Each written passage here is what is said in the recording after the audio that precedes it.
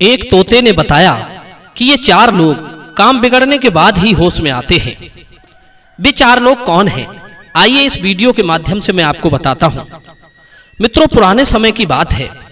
किसी शहर में एक बड़ा ही कंजूस सेठ रहता था, जो दान और दया के नाम पर बिल्कुल ही शून्य था। वो आए दिन दीन दुखियों, भूखे गरीबों के साथ मजाक हंसी दिल्लगी करता रहता था। कहते हैं कि मनुष्य को चाहिए कि अगर वो किसी का सहारा ना बन सके तो उसको दुखी भी ना करे। अगर हम किसी की मदद नहीं कर सकते तो कम से कम उसे परेशान भी नहीं करना चाहिए। पर सेठ को अपनी दौलत का बड़ा घमंड था। सेठ अपने यहां आने वाले किसी भूखे भिखारी को मदद के नाम पर बुलाता तो था, पर उसकी मदद नहीं करता था। वो किसी भूखे को बुलाकर भोजन भी कराता था, पर भूखा भूखा ही रह जाता था, ताकि कोई ये ना कहे कि सेठ ने उसे अपने द्वार से खाली हाथ ही लौटा दिया। सेठ अपने घर आने वाले अतिथि को हमेशा नकली दावत खिलाता था। नकली दावत का मतलब है कि वो किसी के आगे भोजन परोसता नहीं था, बल्कि भोजन करने की एक्टिंग करके उसे संतुष्ट कर देता था और अपने घर से भेज देता था। अतिथि उसके घर से शर्मिंदा होकर निकला चला जाता और बाहर जाकर किसी से कहता भी नहीं था। और जो एक बार उसके घर दावत खा जाता, वो दोबारा कभी सेठ की हवेली की ओर नजर उठाकर नहीं देखता था। सेठ के इस व्यवहार को उसके नौकर चाकर सभी जानते थे, पर वे किसी से कहते कुछ नहीं थे। एक बार एक नौकर ने पूछा, सेठ जी, जब तुम किसी को भोजन खिलाते नहीं हो तो उसे घर में क्यों बुलाते हो? तुम कहो तो हम उसे दरवाजे से ही वापस लौटा दें, क्या जरूरत है उसे घर के अंदर बुलाने की? सेठ बोला, नहीं, कोई भी भूखा भिखारी अतिथि यदि आए तो तुम उसे मेरे पास भेज दिया करो। मैं उसे अपने तरीके से समझा देता हूं और उसे बुरा भी नहीं लगता है। नौकरों ने कहा, ठीक है, जैसी आपकी मर्जी। इसी तरह धीरे धीरे समय गुजरता गया। एक दिन एक भिखारी सेठ की हवेली के पास पहुंच गया। ऊंची सी हवेली को देखकर वो वहीं रुक गया। सोचा, ये कोई बड़ा सेठ मालूम पड़ता है, इसके यहां मुझे बहुत कुछ मिल सकता है, क्योंकि इस सेठ की हवेली में काफी नौकर चाकर काम कर रहे हैं। यही सोचकर वो भिखारी सेठ की हवेली में दाखिल हुआ और नौकर से पूछा, क्यों भाई, इस हवेली का मालिक कौन है और उनका स्वभाव कैसा है? तब नौकर बोला, अरे भाई, आप इन्हें नहीं जानते, ये तो इस शहर के प्रसिद्ध सेठ हैं। इनका हृदय बड़ा विशाल है। जो भी इनके यहां आता है वो बिना भोजन के तो वापस जाता ही नहीं है। ये सुनकर भिखारी बड़ा प्रसन्न हुआ कि चलो तब तो और अच्छी बात है, मुझे भी सेठ के यहां स्वादिष्ट भोजन का लाभ मिल जाएगा। आज तक मैंने कभी स्वादिष्ट भोजन नहीं किया है। नौकर बोला, हाँ हाँ, क्यों नहीं, आप अंदर जाइए, हमारे मालिक बड़े ही उदार हृदय वाले हैं। आप जो मांगोगे वही वही आपको मिल जाएगा। दर्शक बंधु, भिखारी मन में अत्यंत मगन होता हुआ हवेली के अंदर चला गया और कई सुंदर सुंदर कमरों में घूमता हुआ एक ऐसे कमरे में पहुंचा जो बड़ा ही सुंदर सजा हुआ कमरा था, जिसमें भांत भांत के मखमली गद्दे पड़े थे। उसी कक्ष में एक सुंदर सोफे पर वो बूढ़ा सेठ बैठा हुआ था।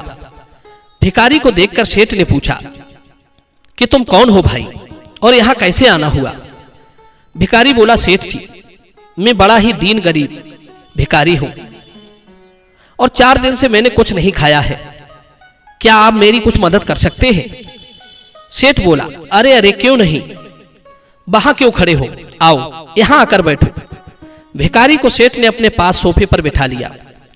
सेठ के द्वारा इतना सम्मान पाकर भिखारी का दिल बाग बाग हो गया। वो मन ही मन प्रसन्न होता हुआ बोला, ए मालिक, मैं बहुत गरीब आदमी हूं और आप जैसे धनवान लोगों की मदद से ही गुजर बसर कर रहा हूं। सेठ कहने लगा, अरे, मेरे शहर के बासिंदे होकर तुम्हें भूखा प्यासा रहना पड़ता है, ये मैं नहीं मान सकता। भिखारी बोला, नहीं हुजूर, मैं सच कह रहा हूं, 4 दिन से मेरे पेट में अनाज का एक दाना तक नहीं गया है। भूख के मारे मेरा हाल बेहाल है। अगर एक दिन और भोजन नहीं मिला तो मैं भूख से ही मर जाऊंगा। सेठ बोला, क्या कहा, भूख से मर जाऊंगा? हमारे होते हुए आप भूख से कैसे मर जाओगे? जरा ठहरो, मैं अभी तुम्हारे लिए भोजन मंगवाता हूं। इतना कहकर सेठ ने जोर से अपने नौकरों को आवाज लगाई, अरे कोई पानी ले आओ, खाना खाने से पहले हम हाथ मुंह धोना चाहते हैं। जैसे ही सेठ ने इतना कहा, भिखारी बड़ा खुश हुआ। खुशी से उसका मन उछल पड़ा। आहा, बन गया काम। अब तो सेठ जी के घर के स्वादिष्ट व्यंजन मुझे खाने को जरूर मिलेंगे। भिखारी खुशी से पागल हो रहा था। मगर ये क्या, सेठ के कहने पर भी कोई नौकर पानी लेकर नहीं आया। सेठ ने कहा, कोई बात नहीं। इतने में सेठ इस तरह अपने हाथ मलने लगा जैसे वो पानी से हाथ धो रहा हो। हाथ मलते मलते उसे काफी देर हो गई तो उसने भिखारी से भी कहा, अरे भाई, तुम ऐसे खड़े क्या देख रहे हो, आओ तुम भी हाथ धो लो। पहले तो भिखारी ने सोचा कि सेठ जी मजाक के मूड में हैं, इसलिए ऐसा कर रहे हैं। चलो इस मजाक में मैं भी शामिल हो जाता हूं, मुझे भी उनका साथ देना चाहिए। इतना कहकर भिखारी भी उनके साथ अपने हाथ मलने लगा, मानो वो पानी से हाथ धो रहा हो। इधर जब सेठ ने बनावटी ढंग से हाथ धो लिए तो फिर से अपने नौकरों को आवाज लगाई, अरे कोई जल्दी जल्दी आना और जल्दी से आकर हमें भोजन परोस दो, हम दोनों बड़े भूखे हैं। मित्रों, सेठ के पुकारने पर इस बार भी कोई नौकर उनके पास नहीं आया और ना भोजन आया। परंतु सेठ ने क्या किया, वो इस तरह अभिनय करने लगा जैसे सच में उसके आगे भोजन परोस दिया हो और वो बहुत ही स्वादिष्ट भोजन कर रहा हो। कहने लगा, वाह क्या स्वादिष्ट और बढ़िया खाना है, जबकि भोजन का वहां नामो निशान तक नहीं था। खाने का अभिनय करते हुए सेठ भिखारी से बोला, अरे भाई, तुम वहां बैठे क्या कर रहे हो, आओ हमारे साथ बैठकर भोजन करो। शर्माने की कोई बात नहीं है, इसे तुम अपना ही घर समझो और निसंकोच होकर पेट भर के भोजन करना। सेठ का यह तरीका भिखारी के समझ में नहीं आया, लेकिन सेठ के कहने पर उसने भी सेठ की नकल उतारते हुए भोजन करने का अभिनय करना शुरू कर दिया। भिखारी कहने लगा, वाह सेठ जी, क्या दही मंगाया है आपने, थोड़ा और मंगा दो, दही में तो आनंद आ गया। सेठ बोला, भाई वाकई में बहुत समझदार हो तुम, मगर ये क्या, तुम सिर्फ दही ही खाते रहोगे या रोटियां भी खाओगे? लो ये रोटी भी खाओ, वरना ये ठंडी हो जाएंगी। ठंडी रोटी खाने का क्या फायदा? भिखारी बड़ी सोच में पड़ गया कि रोटी तो वहां कहीं आसपास भी दिखाई नहीं दे रही थी, फिर ठंडी गर्म का क्या मतलब? फिर भी वो सेठ की बात में बात मिलाता रहा। कहने लगा, वाह सेठ जी, इतनी नरम और स्वादिष्ट रोटी तो मैंने अपने पूरे जीवन में नहीं खाई, अपने आप पेट में चली जाती है। इतना कहकर भिखारी मुंह चटकारने लगा जैसे वाकई उसने कोई स्वादिष्ट रोटी खाई हो। सेठ बोला, सचमुच तुम बड़े समझदार हो। तुम्हें पता है, जिस रसोइये ने ये रोटियां बनाई हैं उसे मैंने बहुत पैसे देकर रखा है, बहुत ही स्वादिष्ट भोजन बनाता है। जरा ठहरो, उसके हाथ का बना हुआ मैं कुछ और पकवान मंगाता हूं।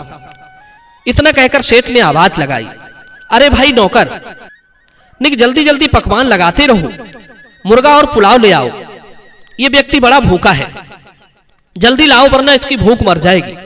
दोस्तों, अब तो सेठ ऐसे अभिनय करने लगा जैसे कोई नौकर उन्हें भोजन परोस रहा हो और सेठ खा रहा हो।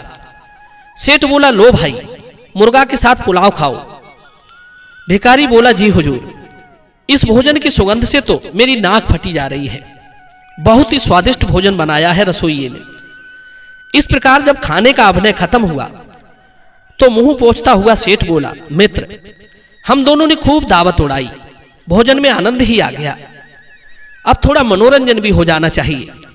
इतना कहकर सेठ ने नौकर को आवाज लगाई, अरे भाई, एक बोतल शराब और 2 गिलास मेरे पास लेकर जल्दी आ जाओ।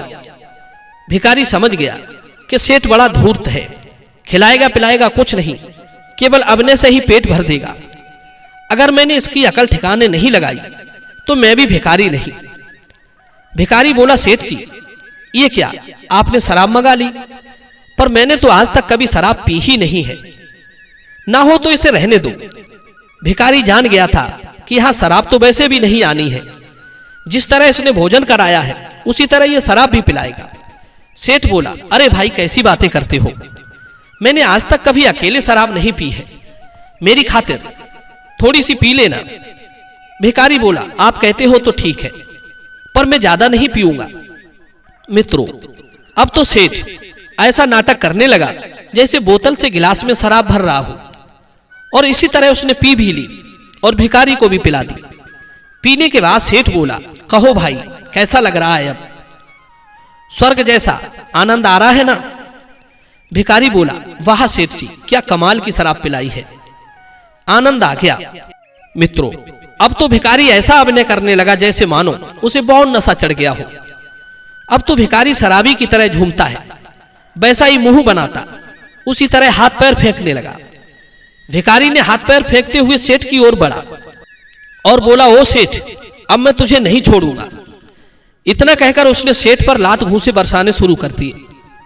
कमरे का दरवाजा बंद करके उसने शराबी की तरह सेठ को उठा उठाकर पटकना शुरू कर दिया। सेठ बोला, अरे अरे भाई, ये तुम क्या कर रहे हो? इससे पहले कि सेठ संभल पाता, भिखारी ने एक जोरदार मुक्का सेठ के मुंह पर दे मारा। हाय, मैं मर गया। इतना कहकर सेठ नीचे बैठ गया। भिखारी ने एक लात का ऐसा वार किया कि सेठ चारों खाने चित्त होकर पीछे गिर पड़ा। भिखारी अब कहां मानने वाला था। वो शराबी का अभिनय करते हुए सेठ पर कयामत बनकर टूट पड़ा। सेठ बोला, अरे भाई, मुझे क्यों मार डाल रहे हो? मेरी खातिरदारी में क्या कोई कमी रह गई? भिखारी बोला, सेठ जी, आपने बहुत खातिरदारी की, लेकिन मैं आपको कहां मार रहा हूं? ये तो वो शराब है जो आपने अभी मुझे पिलाई थी। मैंने तो आपसे पहले ही मना किया था कि मुझे मत पिलाओ। मैंने कभी शराब नहीं पी है, लेकिन आप नहीं माने। जब नहीं माने तो झेलो।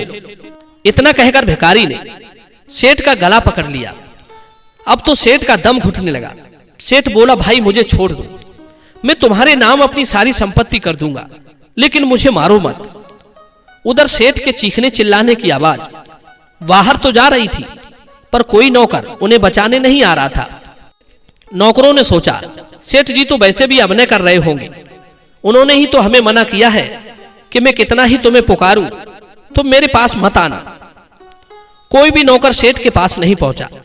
आखिरकार सेठ बेदम हो गया। भिखारी ने एक कागज पर सेठ के हस्ताक्षर करा लिए और उसमें यह लिखवा लिया कि आज से सेठ की सारी संपत्ति भिखारी के नाम कर रहा हूं। दर्शक बंधु, तब जाकर भिखारी ने सेठ को छोड़ा। सेठ के कमरे में एक पिंजरे में एक तोता पला हुआ था। सेठ की यह दुर्दशा देखकर वो तोता हंसता हुआ बोला, अरे ओ धूर्त सेठ, आज तेरा दाव तुझी को उल्टा पड़ गया। सच कहा है किसी ने कि इस प्रकार के लोग गन्ना नहीं भेली भुगतते हैं। अधिक चालाकी भी कभी कभी बहुत भारी पड़ जाती है। ये चार लोग काम बिगड़ने के बाद ही होश में आते हैं। नंबर 1 कंजूस, नंबर 2 मूर्ख, नंबर 3 घमंडी, नंबर 4 आलसी।